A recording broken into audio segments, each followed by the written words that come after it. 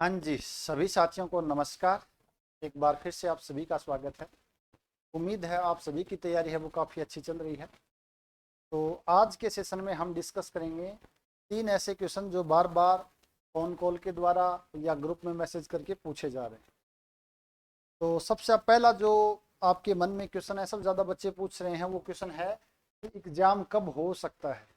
आज हम बात करेंगे आरपीएससी असिस्टेंट प्रोफेसर का जो एग्ज़ाम होना है वो पहले होने की बात थी अक्टूबर में, लेकिन वो नहीं हुआ। तो बहुत से साथी ऐसे हैं जिनके फ़ोन कॉल भी आते हैं कि सर पढ़ाई नहीं हो रही है, आप बताओ एग्ज़ाम कब होगा।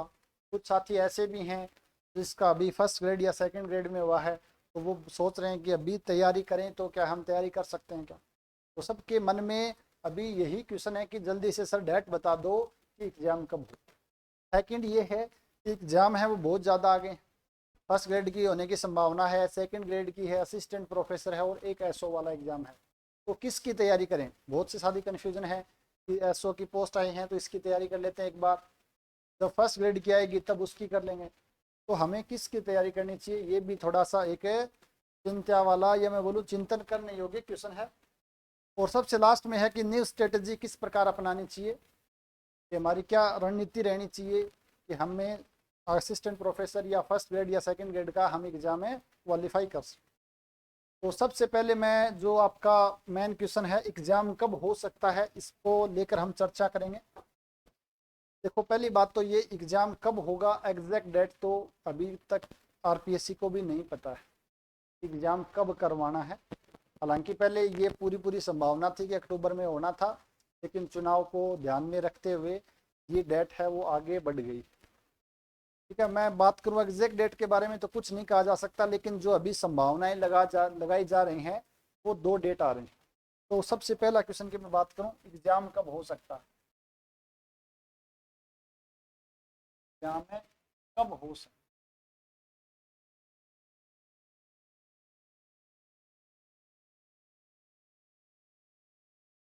पहली बात तो ये है कि मैंने आपको बता दिया कि एग्जैक्ट किसी के पास भी नहीं है, मेरे पास भी ऐसा कुछ नहीं है, ये मेरा अनुमान है जो और लोग लगा रहे हैं उसके आधार पर। तो जो अनुमान है वो 2 डेटें निकल के सामने आ रहे हैं। कुछ लोग बोल रहे हैं कि फरवरी या मार्च में हो सकता है, फरवरी लास्ट या मार्च फर्स्ट में। सेकंड जो आ रहा है वो जून जुलाई में, यानी कि जून के बाद, तो जून और जुलाई अपन ले लेते हैं एक बार, जून जुलाई, और एक डेट ले लेते हैं फरवरी मार्च। तो अब यहाँ पर अपने पास दो वापस से कंडीशन आती है कि सर एग्जैक्ट डेट बताओ। देखो, एग्जैक्ट किसी को नहीं पता है, लेकिन 2 संभावनाएं हैं।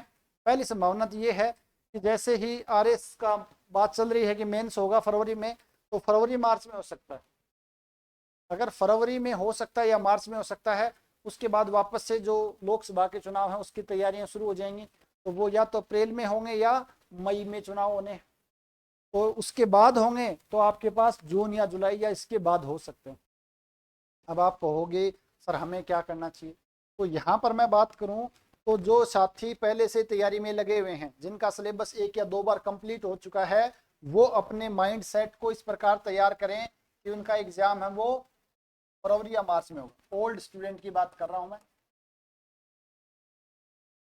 ओल्ड का मतलब है जिनका 1 बार कम से कम सिलेबस कंप्लीट हो चुका है, वो साथी ये मानकर चलें कि उनका पेपर है वो फरवरी के अंदर होगा। तो आपके पास लगभग अभी 4 मंथ का समय है। अगर हम अक्टूबर को छोड़ भी दें तो नवंबर, दिसंबर, जनवरी और फरवरी, कम से कम 3.5 मंथ का आपके पास समय है। और आपका 1 बार सिलेबस कंप्लीट हो चुका है, तो 3.5 महीने में आप कम से कम 2 बार और रिविजन कर सकते हो। रिविजन कैसे करना है मैं आपको पहले भी बता चुका हूँ। रिवीजन के लिए आपको क्या करना है, जो भी आपने अभी तक पढ़ा है उसके शॉर्ट नोट्स अगर आपने तैयार पहले कर लिए हैं तो उनको शॉर्ट नोट्स को तैयार करो, और ज़्यादा से ज़्यादा क्वेश्चंस की प्रैक्टिस करो। अगर आपने टेस्ट सीरीज ले रखी है कोई भी, तो उसको कम से कम 3 बार तो कर ही दो, एक पेपर को कम से कम 3 बार कर दो। दूसरा काम हम क्या कर सकते हैं, अगर शॉर्ट नोट्स नहीं बनाए हैं तो अपने शॉर्ट नोट्स बना लो, अभी आपके पास समय है। पहले तो ये था कि एग्ज़ाम जल्दी होना है तो कुछ साथी हैं वो शॉर्ट नोट्स नहीं बना पाए थे। जो साथी हमारे साथ जुड़े हुए हैं उनको शॉर्ट नोट्स आपको मिल भी गए होंगे जहाँ पर टेस्ट सीरीज के अंदर, लेकिन फिर भी खुद के शॉर्ट नोट्स बनाओ, उससे क्या है चीज़ें हैं वो लंबे समय तक याद रहती हैं और जल्दी रिवीजन हो सकता है। तो जो आपके शॉर्ट नोट्स मिले हैं उनको ध्यान में रखते हुए कुछ चीज़ें अपने साथ में ऐड करते हुए शॉर्ट रिवीजन कर सकते हैं। उसके अलावा क्या कर सकते हो, शॉर्ट नोट्स एक अलग से रजिस्टर आप डाल सकते हो। उसके लास्ट में जैसे ही आपने एक टॉपिक, जैसे मैं बात करूं 2D की, तो 2D वाला टॉपिक का शॉर्ट नोट्स आपने 5, 7, 10 पेज बनाए। उसके बाद कुछ ऐसे क्वेश्चंस हैं, जैसे मैं अगर बात करूं कुछ टॉपिक की, 2D हो गया है, 3D हो गया है, आपके पास स्पेशल फंक्शन हो गया है। इनके अलावा 2-4 टॉपिक और भी ऐसे हैं जिनके अंदर कुछ स्टैंडर्ड क्वेश्चन हैं, जिनकी वैल्यू ABC या LMN की टर्म में होगी, तो उनको आपको याद रखना पड़ेगा। अदरवाइज क्या है, क्वेश्चन है जैसे 3D की बात करूं, कौन है, सिलेंडर है, इनका क्वेश्चन कई बार लेंथी क्वेश्चन आ जाता है, और अगर हम एग्जाम में करते हैं तो 2-3 मिनट ले लेता है। अपने पास समय मिलेगा 1 मिनट का, तो हमें 1 मिनट के अंदर क्वेश्चन को सोल्व करना है। तो हम क्या कर सकते हैं, जो ऐसे स्टैंडर्ड क्वेश्चन है उनको शॉर्ट नोट्स के साथ अटैच कर सकते हैं। 15 से 20 क्वेश्चन, या मैं बोलूँ 10 से 20 क्वेश्चन, ऐसे क्वेश्चन देख लो जो आपको लग रहा है कि ये इंपॉर्टेंट हो सकता है, एग्जाम में आ सकता है या टेस्ट पेपर में पूछा गया है, लेकिन वो काफ़ी टाइम ले रहा है, क्वेश्चन लेंथी। तो उस केस में आप क्या कर सकते हो, उन क्वेश्चंस को आप अपने शॉर्ट नोट्स के साथ में ऐड कर ले। उससे होगा क्या, जैसे आप शॉर्ट नोट्स को रिवाइज करते हो, उसके साथ साथ वो क्वेश्चन भी आपके रिवीजन में आ जाएंगे, ताकि वो आपको एग्जैक्टली डाटा भी याद रह जाता है। तो अगर कम से कम आपको 20, 30, 40 क्वेश्चन भी याद हैं, या मैं बोलूँ उनको देखते आप टिक कर सकते हो, तो वो आपको एक कॉन्फिडेंस देगा, आपका टाइम बचाएगा, और वो आपके सिलेक्शन को होने में पूरी संभावना को मजबूत करेगा। ठीक है ना। तो आपको इस प्रकार रिवीजन करना है, कुछ टॉपिक है उनको ऐड करना है। जो साथी टेस्ट सीरीज में भी ले रखी है आपने, कोई भी टेस्ट सीरीज ले रखी है, तो एक पेपर को कम से कम 3 बार टेस्ट का रिवीजन करना है। टेस्ट सीरीज का मतलब क्या है, आपको टेस्ट सीरीज का मतलब ये नहीं कि आपने टेस्ट एक बार दे लिया है और आपको पता चल गया चलो प्रैक्टिस है। आपके मार्क्स अगर 25 मार्क्स का है, तो आपके मार्क्स 10, 15, 20, 25 कितने भी आए हैं, तो ये नहीं कि आपने पेपर दे दिया और आपका काम हो गया। टेस्ट सीरीज का जो मेन उद्देश्य वो क्या होता है, आपका पहला काम तो ये कि आपका कंसेप्ट क्लियर हो जाए, दूसरा काम क्या, आपकी थोड़ी सी प्रैक्टिस हो जाए, स्पीड बढ़ जाए, तीसरा काम क्या है कि जो टेस्ट के अंदर सिली मिस्टेक्स हुई हैं, वो सिली मिस्टेक्स आपकी मेन एग्जाम में ना हो, उनका वहां पर दोहरान ना हो। इसलिए टेस्ट सीरीज है वो आपको ज्वाइन करनी चाहिए, ये तो आपका उद्देश्य है। और मुझे पता है जो साथी सीरियसली तैयारी कर रहे हैं वो टेस्ट सीरीज इन्होंने ज्वाइन कर ली है, चाहे कहीं पर भी ज्वाइन करो। अब आपने अगर टेस्ट सीरीज ज्वाइन कर ली है, तो प्रत्येक टेस्ट को आपको 3 बार कम से कम देना है। अब आपके पास काफ़ी समय है, करना क्या है, एक टॉपिक उठाया, उसका आपने क्या किया, पहले रिवीजन कर लो। अगर शॉर्ट नोट्स बने हुए हैं तो हम एक दिन में अच्छे से उसका रिवीजन कर सकते हैं, और नेक्स्ट दिन उसका हम क्या दे सकते हैं, टेस्ट दे सकते हैं। तो आपके पास टोटल 20 टॉपिक हैं, अगर हम एक टॉपिक को 2 दिन देवें तो आपके पास 40 दिन, यानी कि 1.5 महीने के अंदर आपका रिवीजन हो जाएगा टेस्ट के साथ में। दूसरी बार टेस्ट देते हो तो जो क्वेश्चन आपके गलत हो रहे हैं, फिर भी गलती होगी, या तो सिली मिस्टेक होगा या थोड़ा सा लेंथी होगा, तो हम क्या कर सकते हैं, वहां पर उन क्वेश्चनों को चिन्हित कर सकते हैं कि यहाँ पर ये प्रॉब्लम हुई है, तो उनको अपन शॉर्ट नोट्स में ऐड कर सकते हैं। उसके अलावा हम क्या कर सकते हैं, जब भी हम रिवीजन करते हैं, जैसे आज हमने पढ़ा शॉर्ट नोट्स, तो नेक्स्ट संडे या कोई भी एक दिन फिक्स कर लो, उसके अंदर क्या पिछले वाला शॉर्ट नोट्स भी आपको रिवीजन करना है। मैं कुछ यहाँ पर एक जो टॉपिक बता रहा हूँ मैथ्स के अंदर, सेकंड पेपर में आपका टेंसर है, स्पेशल फंक्शन है, या आपका 2D है फर्स्ट पेपर में। उसके अलावा मैं बात करूँ मैकेनिक्स वाला टॉपिक भी आप ले सकते हो। तो ये 4-5 टॉपिक हैं, वो ऐसे टॉपिक हैं जो बहुत ज़्यादा आसान हैं। आसान यानी कि वो काफ़ी छोटे टॉपिक हैं, उसमें ज़्यादा लंबा चौड़ा मैटर है नहीं। जैसे OD के अंदर आपके पास लंबा सारा है मैटर, इसमें मैटर कम है, लेकिन ये चीज़ें क्या है, आपको बार बार लिख लिख के याद करनी पड़ेगी। ऐसे मैटर को आप बार बार रिवीजन करोगे, उनके क्वेश्चन आपके शॉर्ट नोट्स में ऐड करोगे, तो वो चीज़ें हैं वो तैयार हो जाएंगी। अब रिवीजन करने का तरीका है वो मैं काफ़ी बार बता चुका हूँ, फिर भी आपको ध्यान में रखना है कि जब भी आप रिवीजन करते हो तो वो वर्तुलाकार में मेथड अपनाना है। वर्तुलाकार का मतलब क्या होता है कि जैसे आपने फर्स्ट टेस्ट दिया, उसको जैसे ही पढ़ा, तो ये नहीं कि फर्स्ट हो गया तो अब छोड़ देते हैं, फिर दूसरा, फिर तीसरा, फिर चौथा, पांचवा। अगर ऐसा करोगे तो 5 जैसे आप टेस्ट या 5 टॉपिक के बाद छठे बढ़ते हो तो पहले वाला भूल जाओगे। ये ह्यूमन नेचर है, सभी के साथ ऐसा होता है। तो इसमें ज़्यादा चिंता करने का बात नहीं है कि मैं तो सर पढ़ता हूँ लेकिन बाद में भूल जाता हूँ, सभी भूलते हैं, ठीक है ना। तो ये कोई बड़ी चीज़ नहीं है। तो उसके लिए हम क्या कर सकते हैं, जैसे ही हम दूसरा टॉपिक पढ़ें तो पहले का रिविजन कर लें, तीसरा पढ़ें तो वापस पहले का कर लें, चौथा पढ़े तो पहले दूसरे का कर लें। तो इस प्रकार अगर पढ़ते जाओगे तो आपका पहला टॉपिक है वो 4-5 बार आसानी से हो सकता है। अब आपको लगे कि हाँ फर्स्ट अच्छे से हो गया है, फिर आप दूसरे बढ़ो, तीसरे बढ़ो, इस प्रकार आप रिवीजन करते रहना है। उसके अलावा आपको क्या करना है, रिवीजन करते समय अगर आप टेस्ट दे रहे हो तो कुछ साथियों के फोन कॉल आए थे कि सर टेस्ट दिया है, तैयारी भी अच्छी है, लेकिन मार्क्स हैं वो 10, 15, 20 के बीच में आ रहे हैं, 20 से ऊपर बढ़ ही नहीं रहे। कोई बात नहीं है, फर्स्ट टाइम दे रहे हो तो अगर आपके पास 15 मार्क्स भी अगर आपके आ रहे हैं 25 में से तो काफ़ी अच्छा स्कोर है, बुरा स्कोर नहीं है 15। अगर आप इसको 3 बार रिवीजन करके दोगे तो आपका स्कोर है वो 20+ हो जाएगा। और ये सारा का सारा खेल है वो रिवीजन का ही है। अगर आप मुझसे पूछोगे तो मैंने लगभग 3 बार, कम से कम 3 बार रिवीजन कर दिया था। कुछ टॉपिक जैसे स्पेशल फंक्शन, इनको तो मैंने 10-10 बार भी पढ़ दिया था, क्योंकि छोटे टॉपिक थे, इनको बार बार लिख लिख के याद करने थे। क्या उनसे क्वेश्चन बन क्या सकता है, या तो पूछ लेंगे कि इक्वेशन कौन सी है इनकी। स्पेशल फंक्शन में बात करें, हर्माइट है, लग्यूरे है, ये पोलिनोमियल है, तो कौन सी इक्वेशन है। फिर उसकी पूछ सकते हैं आपको ऑर्थोगोनल प्रॉपर्टी क्या है। तो वो 4-5 एक टेबल बना सकते हो और उसको बार बार रिवीजन करो। जब भी आपको 1 घंटे का समय मिलता है उस समय आप उसको तैयार कर सकते हो। तो आपके सेकंड या थर्ड बार आप दोगे टेस्ट है तो उसमें काफ़ी अच्छा स्कोर बन सकता है, ठीक है। तो एक इस चीज़ का आपको ध्यान रखना है। ये स्ट्रेटजी है वो जो साथी एक बार जिनका सिलेबस कम से कम कंप्लीट हो चुका है वो साथी इसके आधार पर चलें और मान कर चलें कि 3 महीने के बाद हमारा एग्जाम है। अब हम बात करते हैं जून और जुलाई में एग्जाम होने की संभावना कितनी है और किन साथियों को ये माइंडसेट रहना चाहिए कि हमारा एग्जाम है वो जून या जुलाई में होगा। तो जो साथी नए साथी, नए का मतलब मेरा क्या है, जिन साथियों ने अभी 3-4 महीने में तैयारी शुरू की है, या जिन साथियों का अभी फर्स्ट ग्रेड या सेकंड ग्रेड में सिलेक्शन हो गया है और वो ये सुनिश्चित हो गया कि हाँ हमारी जॉब लग गई है, अब हमें असिस्टेंट प्रोफेसर की तैयारी करनी। तो फर्स्ट ग्रेड और सेकंड ग्रेड में से अगर किसी में भी आपका सिलेक्शन हो गया है और आपके पास नेट या सेट क्लियर है तो आपको बिना सोचे समझे असिस्टेंट प्रोफेसर की तैयारी शुरू कर देनी चाहिए, ठीक है। और आपका माइंड सेट है वो जून और जुलाई का होना चाहिए। अगर पहले एग्जाम होता है तो होगा क्या, अगर आप फरवरी का सोच के तैयारी करोगे तो आप अच्छे से तैयारी नहीं कर पाओगे, आपकी खिचड़ी पक जाएगी। थोड़ा पढ़ोगे आप खुद ही कंफ्यूज हो जाओगे। अगर आपका मार्च में एग्जाम फरवरी में हो भी जाता है तो आपकी संभावना थोड़ी सी कम रहती है, क्योंकि ये साथी ऐसे हैं जिनका 3-3, 4-4 बार रिवीजन हो जाएगा और आपका एक बार भी सिलेबस कंप्लीट नहीं होगा, तो संभावना कम है। हालांकि कुछ एक्स्ट्रा ऑर्डिनरी स्टूडेंट ऐसे भी होते हैं जो एक बार पढ़ के भी एग्जाम निकाले। मैं यहाँ पर बात कर रहा हूँ एक साधारण विद्यार्थी जो मेरी तरह है, मैं उसको आधार मानते हुए ही ये रणनीति है वो आपके साथ डिस्कस कर रहा हूँ।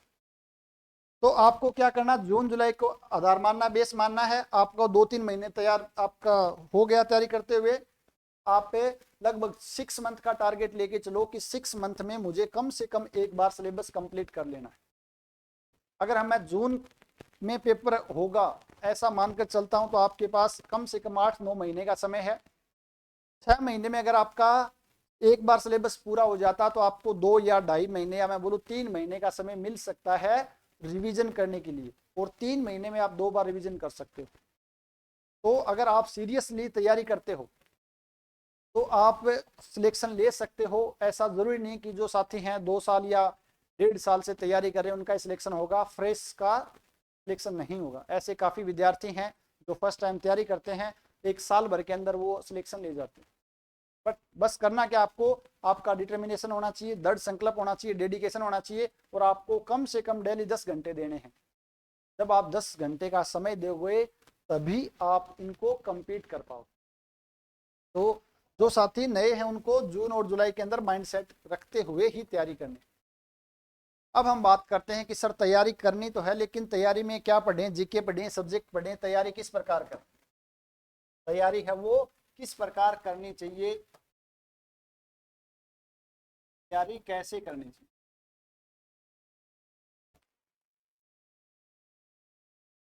मैं बात करूं यहाँ पर फोकस असिस्टेंट प्रोफेसर पे चल रहा है, आज का जो पूरा वीडियो है उनको आधार मानते हुए मैं बता रहा हूं। तो जो साथी फर्स्ट टाइम पढ़ रहे हैं या जिनका एक बार सिलेबस कंप्लीट हो चुका है, तो सबसे पहले सब्जेक्ट को अच्छे से करना है। अगर आपका सब्जेक्ट अच्छे से मजबूत है, मैं गणित के विद्यार्थियों की ही बात कर रहा हूँ यहाँ पर स्पेशली, क्योंकि गणित सब्जेक्ट का जो नेचर है वो बाकी अन्य विषय उनसे काफ़ी अलग है। यहाँ पर अपना सिलेबस कंप्लीट है, फिर भी हम पेपर है वो कंप्लीट नहीं कर पाएंगे। हमारा सिलेबस कंप्लीट है, हमने अच्छे से पढ़ा हुआ है, लेकिन फिर भी हमारे पास समस्या ये है कि हम 180 मिनट के अंदर 150 क्वेश्चन है वो नहीं कर पाएंगे। हालांकि क्वेश्चन हमें आ रहे हैं, लेकिन इतना समय हमें नहीं मिल पाता है कि हम पूरा का पूरा पेपर अटेम्प्ट कर पाए। तो करना क्या है, आपको सब्जेक्ट को तैयार करना अच्छे से। अगर आपने 1-2 बार पढ़ लिया है, या मैं बोलूँ 3 बार आपका रिवीजन या 2 बार रिवीजन हो गया है, तो आपके ये चीज समझ में आ जाएगी कि हमें कौन सा टॉपिक है उसको छोड़ना है। ये आपको थोड़ा सा देखना। फर्स्ट टाइम आप पढ़ रहे हो, आप सभी टॉपिक पढ़ना है, आपके लिए सारे टॉपिक नए हैं ऐसा मानते हुए ही आपको तैयारी करनी है। जब आप सेकंड राउंड में आओ, सेकंड राउंड का मतलब क्या है, एक बार आपने अच्छे से सिलेबस कर लिया है, रिवीजन कर लिया, टेस्ट दे दिए, जब आप सेकंड टाइम आते हो तो आपको खुद को पता चलेगा कि कौन सा जो टॉपिक है या कौन सा सब्जेक्ट है, सब्जेक्ट का मतलब कौन सा ऐसा टॉपिक है जिसमें टाइम ज्यादा लग रहा है, कौन सा टॉपिक ऐसा जो लेंथी है, उसमें क्वेश्चन आते तो हैं लेकिन मैं अटेम्प्ट नहीं कर पाता विद इन 1 मिनट या 1.5 मिनट में। जैसे मैं बात करूं कुछ टॉपिक, जैसे आपके पास ओडी है, पीडी है, इसके अलावा मैं बात करूं आपके पास 3D में कुछ पोर्शन है, उसके बाद में बात करूं एनए वाला पार्ट है, और उसके बाद मैं बात करूं एलपीपी वाला पार्ट। ये कुछ पार्ट थोड़े से लेंथी हैं, मैं मेरे आधार पे बता रहा हूँ, मुझे ये टॉपिक ऐसे लगते हैं कि इस बार अगर आप पेपर देखोगे 2020 वाला ओडी पीडी का पेपर आप अभी भी नहीं कर पाओगे। अगर आप टारगेट लेके चलो तो ये क्वेश्चन है वो काफ़ी ज़्यादा टाइम लेंगे। उसमें ये तो है नहीं अपन ओडी पीडी क्वेश्चन रट लेंगे, उसमें थोड़ी सी वैल्यू चेंज करेगा, सारा कुछ चेंज हो जाएगा। हालांकि 3D और 2D में फिर भी क्या क्वेश्चन कुछ स्टैंडर्ड क्वेश्चन होते हैं।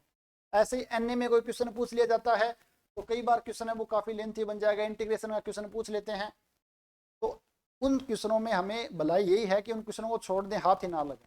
अगर ऊपर से डायरेक्ट क्वेश्चन आ रहा है ऑपरेटर का क्वेश्चन तो हम कर सकते हैं, बट अगर कोई थ्योरी न्यूमेरिकली क्वेश्चन आ जाता है तो उस क्वेश्चन को छोड़ने में ही भलाई है। तब आपको डिसाइड करना है, जैसे ये किसी को कोई दूसरा टॉपिक लग सकता है हार्ड, मैं मेरी बात करूँ मुझे ये टॉपिक थोड़े से लेंथी लगते हैं। मैं मेरी बताऊं तो एनए वाला और एलपीपी वाला पार्ट है, इन दोनों पार्ट को मैं बिल्कुल बेसिक पढ़ के गया था। हालांकि मैंने पूरा पढ़ा था शुरुआत में, लेकिन लास्ट के टाइम पर मैंने इनको बहुत ही सिलेक्टेड आइटम पढ़ के गया था। मुझे पता है कि मैं ये नहीं कर पाऊंगा, तो उससे मेरे थोड़ा सा एक प्रेशर कम हो गया है कि मुझे पूरा पेपर अटेम्प्ट नहीं करना है, मुझे ये टॉपिक तो बिल्कुल आसान क्वेश्चन है उनको ही छेड़ना है। अगर मैं बात करूं 150 क्वेश्चन में, तो 150 क्वेश्चन में आपका टारगेट होना चाहिए कि 120 है वो मेरे अटेम्प्ट हो जाने चाहिए। कम से कम टारगेट आपका कम से कम 120 हो जाने चाहिए, और ज्यादा से ज्यादा आपको रखना है 120 से लेके 135 तक। इससे ज्यादा क्वेश्चन अटेम्प्ट करने की कोशिश है वो फर्स्ट पेपर में आपकी नहीं होनी चाहिए, अदरवाइज नेगेटिव होने की संभावना ज्यादा है। लेकिन मैं बात करूं ये पेपर फर्स्ट आपका, सेकंड पेपर है जो आपका थोड़ा सा आसान है, तो उस पेपर में आपका टारगेट रहना चाहिए आप कोशिश करो 125 से लेके 140 तक भी अटेम्प्ट कर सकते, क्योंकि मार्क्स है वो सेकंड पेपर ही आपको दे के जाएगा, वो छोटा है और वहां से जो क्वेश्चन है वो थोड़ा सा आसान आता है। तो ये आपकी रणनीति अभी से होनी चाहिए कि कौन सा टॉपिक मुझे छोड़ना है और कौन से टॉपिक में मुझे ज़्यादा फोकस करना है।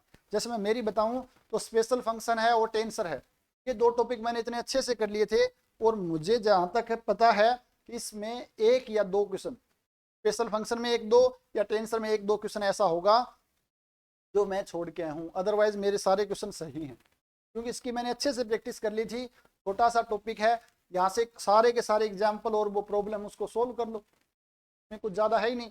और इनको मैं छोड़ के गया था, इनको मैंने अटेम्प्ट ही नहीं किए थे। तो ये रणनीति है वो आपको अभी से तैयार करनी, ये नहीं कि लास्ट टाइम एग्जाम के टाइम पर आप सोचो कि कौन सा छोड़ना है क्या करना है। तो अभी आपका माइंड सेट है वो इस प्रकार हो जाना चाहिए। जो साथी फर्स्ट टाइम पढ़ रहे हैं उनको एक बार पूरे आसान तरीके से पढ़ना, बिल्कुल ये मानते हो कि आसान है, लेकिन जब सेकंड या थर्ड टाइम पढ़ते हो तब आपको पता चलता है हाँ यार इसमें टाइम है वो थोड़ा ज़्यादा लगता है और इसमें टाइम थोड़ा सा कम लगता है। उसके बाद आपको करना क्या है, सब्जेक्ट जैसे ही आपका तैयार हो जाए साथ में 1 या 2 घंटा आपको जीके को भी देना है।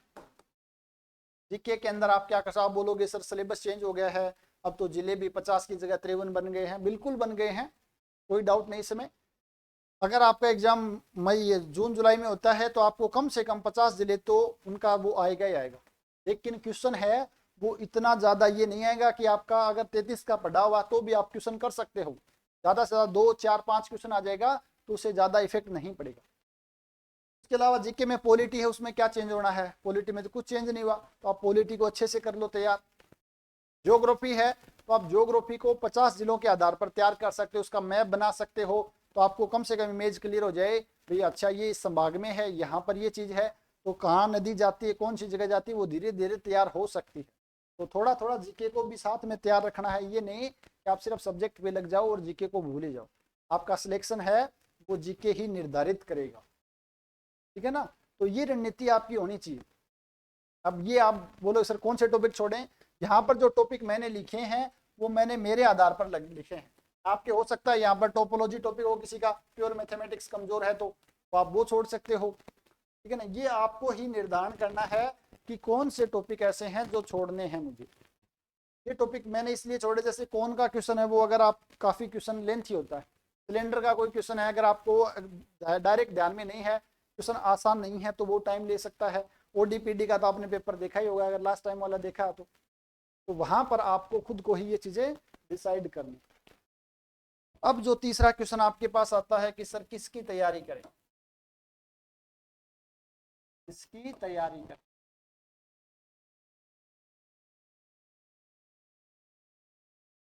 मैं अभी बात कर रहा हूं सिर्फ और सिर्फ जो हायर मैथमेटिक्स की तैयारी कर रहे हैं, तो first grade, second grade, assistant professor और एसओ, आपके पास 4 ऐसे जो मेन वो आ रखे हैं कि इसमें किसकी तैयारी करें। 4 आपके मेन एग्जाम हैं, काफ़ी साथी कन्फ्यूजन में।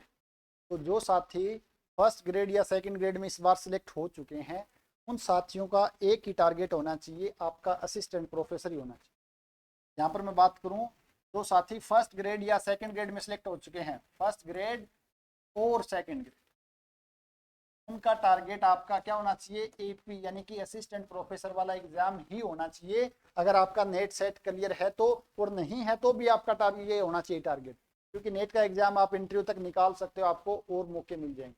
लेकिन अभी टारगेट आपका सिर्फ और सिर्फ एपी होना चाहिए, क्योंकि आपके पास जॉब है, आपके पास जॉब सिक्योरिटी है, तो आपको ये तो है नहीं कि मुझे कोई भी जॉब मिलने, लेकिन आपके अंदर एक कॉन्फिडेंस भी होगा। दूसरी चीज, अगर आप फर्स्ट ग्रेड और सेकंड ग्रेड की तैयारी की तो आपका बीएससी वाला पार्ट वैसे भी तैयार है। एमएससी वाला तो फिर भी विद्यार्थी छोड़ जाता है, लेकिन बीएससी वाला सभी पढ़ते हैं, चाहे फर्स्ट ग्रेड हो या सेकंड ग्रेड हो। तो आपका 50% सिलेबस कंप्लीट हो चुका है, एक बार पहले रिवीजन किया हुआ। अब आपको करना क्या है, एमएससी वाला पार्ट पढ़ना है और बीएससी वाले को वापस से रिवीजन करना है। तो आप अभी दौड़ में हो और तैयारी करोगे अगर लगन से, तो आप एपी का एग्जाम निकाल सकते हो। उसके बाद जो आपके पास जो सबसे बड़ा संशय है, जो विद्यार्थी इस बार फर्स्ट ग्रेड या सेकंड ग्रेड में नहीं सिलेक्ट हो पाए, कोई भी कारण हो, एक्स वाई जेड, आपका माइंड सेट उस समय सही नहीं हो, पेपर सेट नहीं हुआ हो, या बीमार हो गए हो, या और कोई रीजन, तो उन साथियों के मन में ये है कि सर एसओ की एग्जाम आई है, एसओ की तैयारी कर लेते हैं, या उनको लगता है सर सेकंड ग्रेड की कर लेता हूँ फर्स्ट ग्रेड की।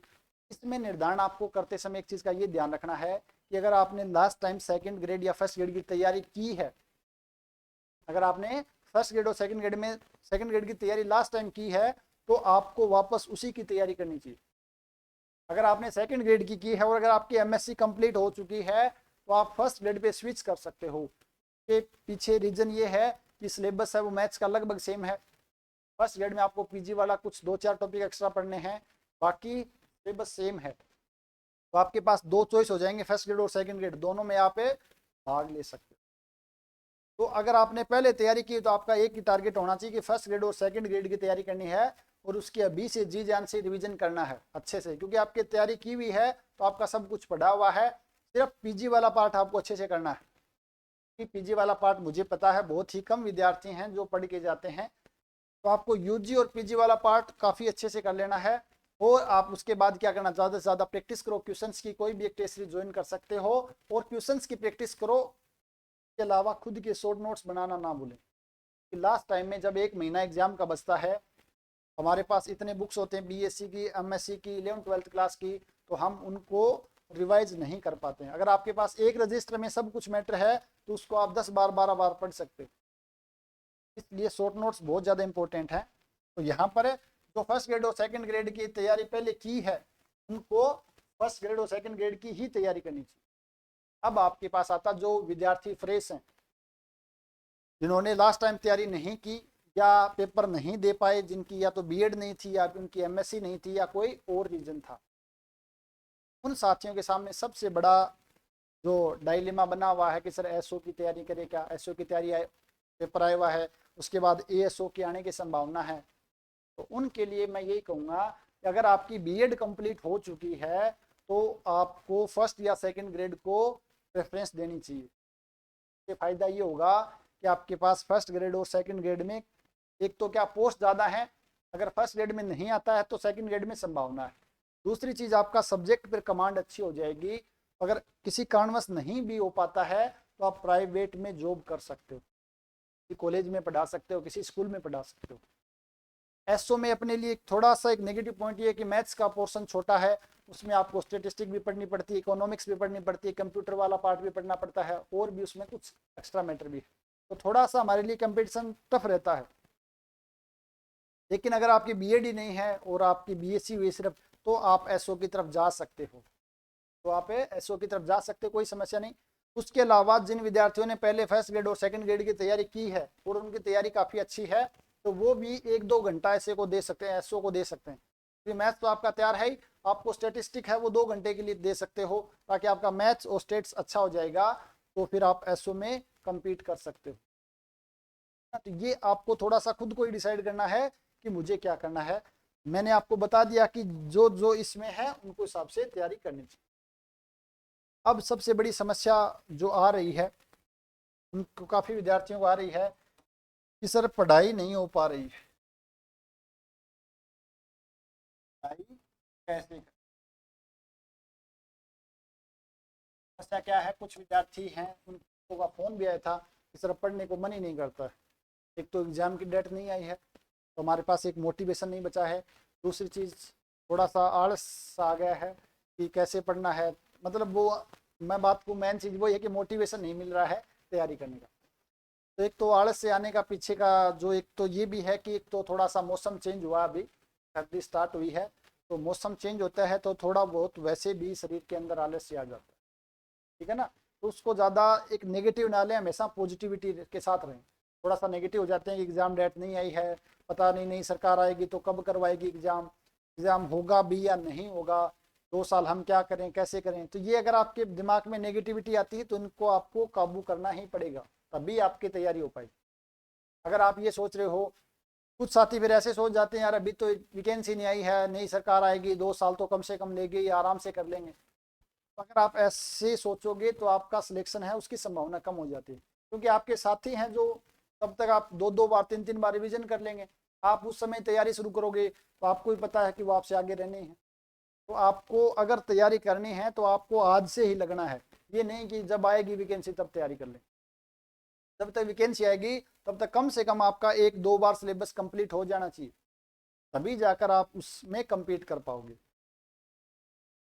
तो हम कर क्या सकते हैं कि हमारे पढ़ाई का मन नहीं कर पा रहा, तो एक तो आप चीज़ ये कर सकते हो कि सुबह या शाम को इवनिंग वॉक या मॉर्निंग वॉक कर सकते हो, थोड़ा सा जॉगिंग कर सकते हो। सुबह भी आधा घंटा समय खुद को दे दो, थोड़ा सा जॉगिंग कराओ, अनुलोम विलोम कर लो, थोड़ा सा प्राणायाम करेंगे ना तो उससे अपने क्या होंगे, अगर जॉगिंग करते हैं तो ब्लड सर्कुलेशन अच्छा होगा तो हमारा माइंड है वो भी अच्छा रहेगा, क्योंकि सारा का सारा खेल है वो माइंड का ही है। फिजिकल और मेंटल दोनों ही हमें स्वस्थ रहेंगी तभी हम अच्छा आउटपुट दे पाएंगे। क्योंकि सर्दी का समय था, जैसे जैसे एग्ज़ाम पास आता है एक तो उस समय थोड़ी सी नर्वसनेस बढ़ती है, एक एग्ज़ाम की डेट नहीं आती है तो हमें लगता है कि अब हम किसकी तैयारी करें।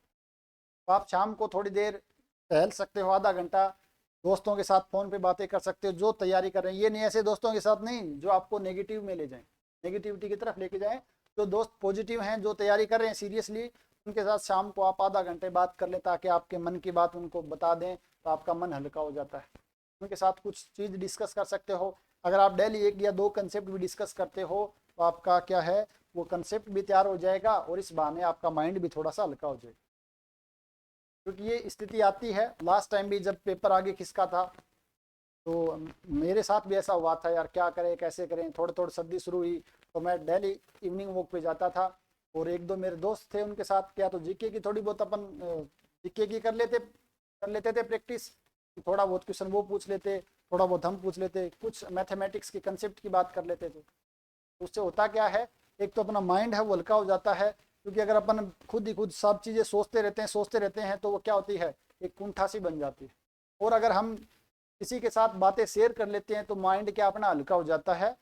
तो आप कोई भी अच्छा दोस्त हो, आपका जो मित्र हो अच्छा, जो आपके साथ तैयारी कर रहा हो तो उसके साथ ऐसा भी कर सकते हैं। इसके अलावा थोड़ा बहुत फिजिकल वर्क कर सकते हैं सुबह शाम, ताकि आपका फिजिकली भी फिट रहो और उसके साथ साथ मेंटली भी। तो ये कुछ चीज़ें हैं जिनको आपको रेगुलर करना है। लेकिन लगता अपने को ये है कि आधा घंटा अगर तैयारी कर लूँगा तो मेरा तो टाइम वेस्ट हो जाएगा, अगर ऐसा कर लूँगा तो मेरी पढ़ाई में पीछे हो जाऊँगा। इस चीज़ों से ज़्यादा फर्क नहीं पड़ता है। जब आपका एग्ज़ाम पास हो तब आप वो चीज़ें कम कर दो, अभी तो आपका एग्ज़ाम है वो काफ़ी टाइम है।